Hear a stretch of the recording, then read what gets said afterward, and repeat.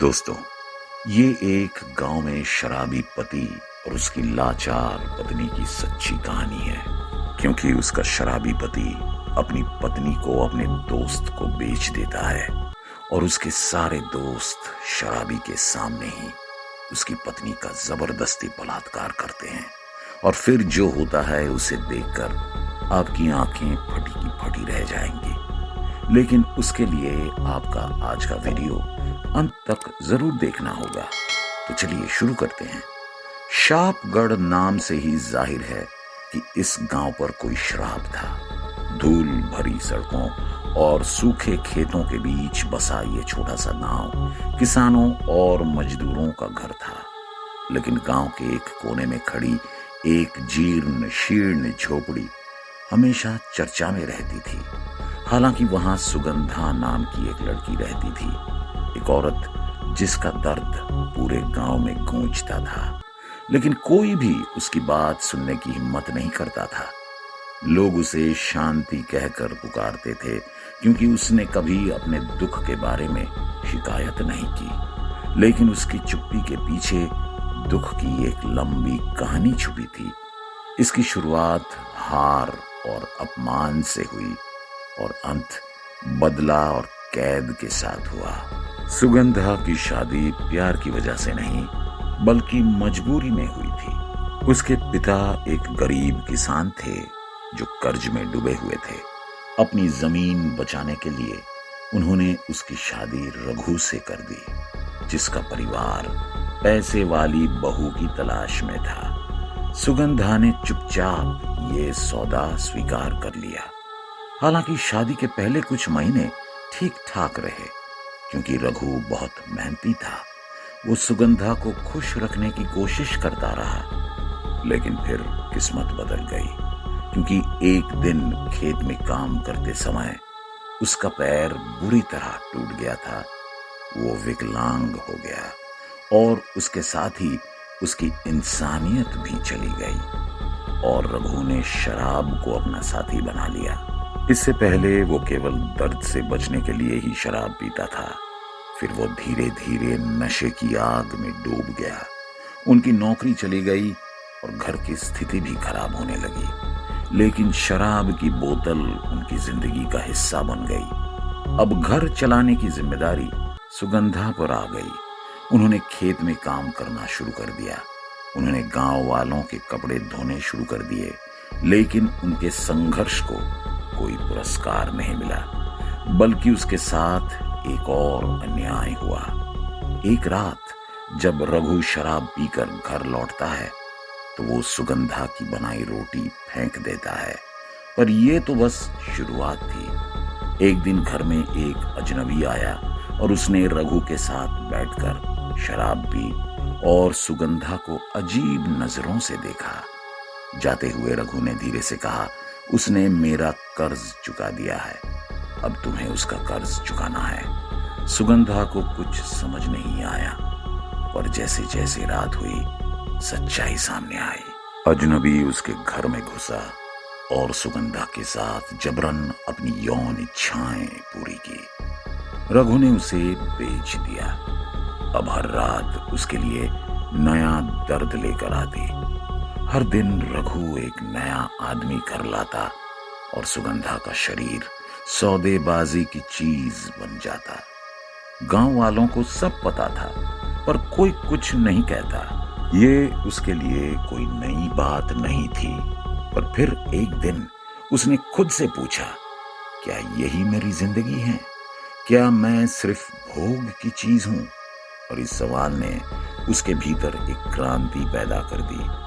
उस रात जब रघु फिर से नशे में सो गया, सुगंधा ने अपना सामान पैक किया और घर से भाग गई। गांव छोड़ना मतलब अनजान अंधेरे में कूदना था। लेकिन उसने डर को खुद पर हावी नहीं होने दिया। वो शहर गई और संघर्ष किया। कभी बर्तन साफ किए, कभी कपड़े धोए, कभी किसी फैक्ट्री में मजदूरी की। लेकिन उसे डर नहीं लगा। फिर उसकी मुलाकात एक एनजीओ से हुई। उन्होंने उसे पढ़ाई का मौका दिया।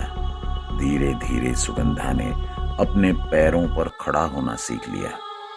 अब वो एक शिक्षित, स्वतंत्र और मजबूत इंसान बन गई हैं।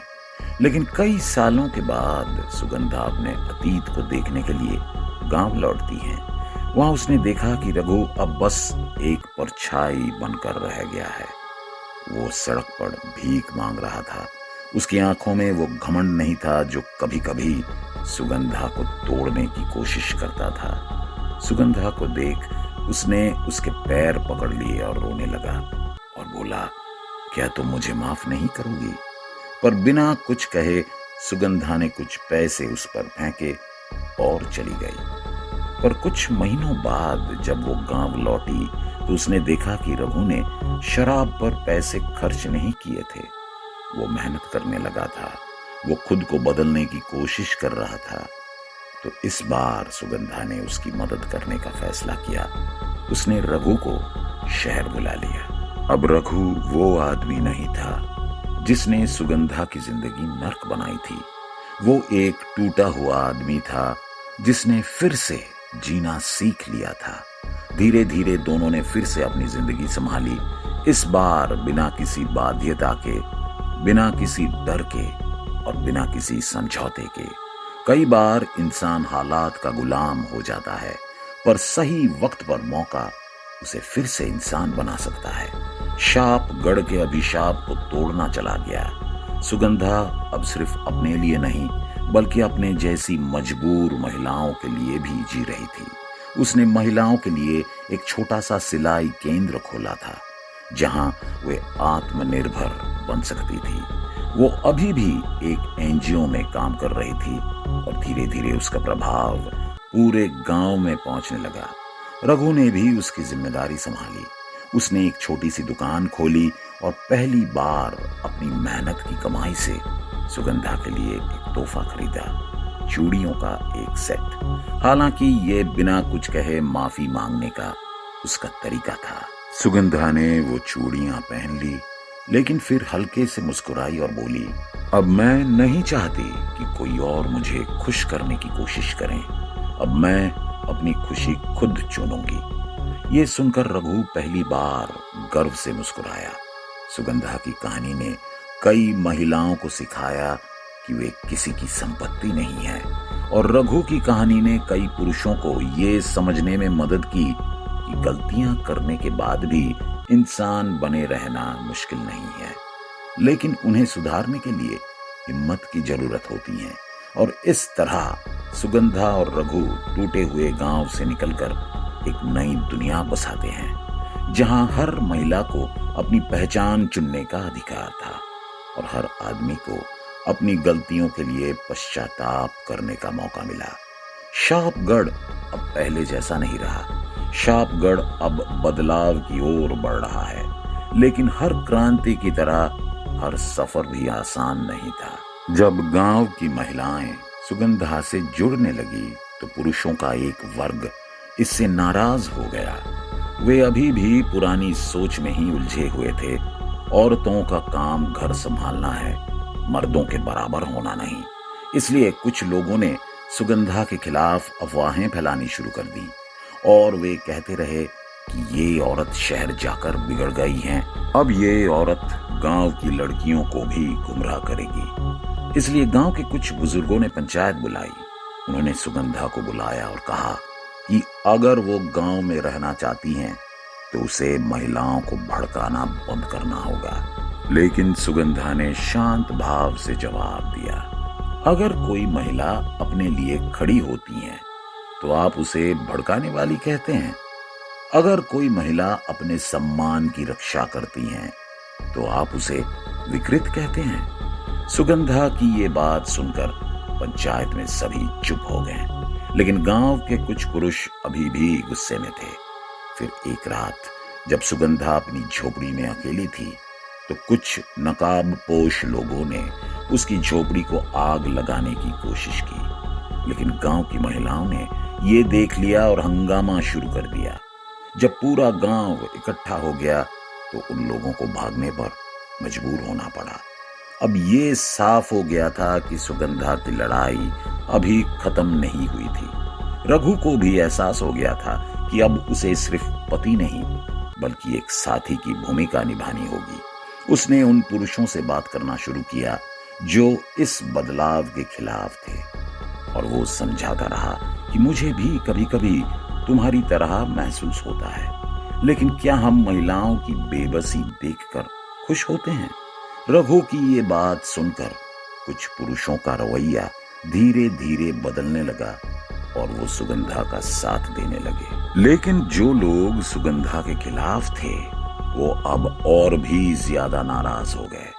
तो एक दिन जब सुगंधा अपने सिलाई सेंटर पर थी तो कुछ लोग वहां आए और गुस्से में बोले कि अगर उसने ये सब बंद नहीं किया तो वो उसे जान से मार देंगे। तब सुगंधा ने आंखों में आग भरकर जवाब दिया, अगर महिलाओं को आगे बढ़ने से रोकने के लिए तुम्हें मुझे मारना पड़े तो मार दो, लेकिन याद रखना मेरी मौत तुम्हारी हार की शुरुआत होगी। फिर धीरे धीरे गांव की महिलाएं वहां इकट्ठा हो गई और वो पुरुष पीछे हटने को मजबूर हो गए।